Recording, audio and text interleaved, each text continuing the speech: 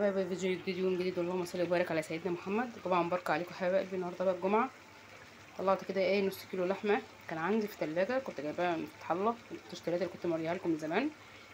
فالواحد بقى بيطلع من الحاجات اللي في الثلاجه السوق الحاجه غاليه، فالواحد مش عارف ينزل يشتري حاجه والله العظيم. ف تبلتها بقى ببصلايه وعملت عليها بطاطايه كده صغيره وايه تاني، وتبلتها يعني وظبطتها الدنيا، وقمت مولعه عليها وحطيت تحت الطاستين عشان تاكلوا معاهم يعني. وعملت جنبها شويه مكرونه اهم.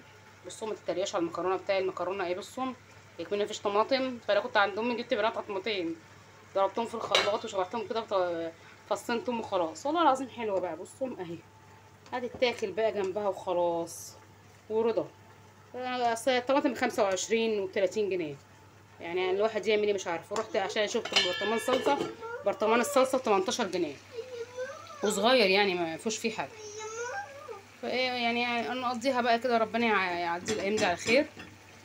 يعني بصوا ولعت عليها البوتاجاز بقى من فوق كده كده من شويه، عم الفرن بس يسخن وبعد كده يبقى ادخلها الفرن.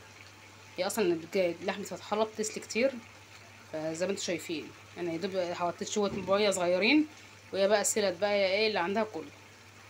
حطيت بقى على الوش شويه زعتر كده وشويه فلفل اسمر ولوري وحبهان ومش عارفه ايه. الفرن سخن بقى دلوقتي، هدخلها الفرن بقى تستوي.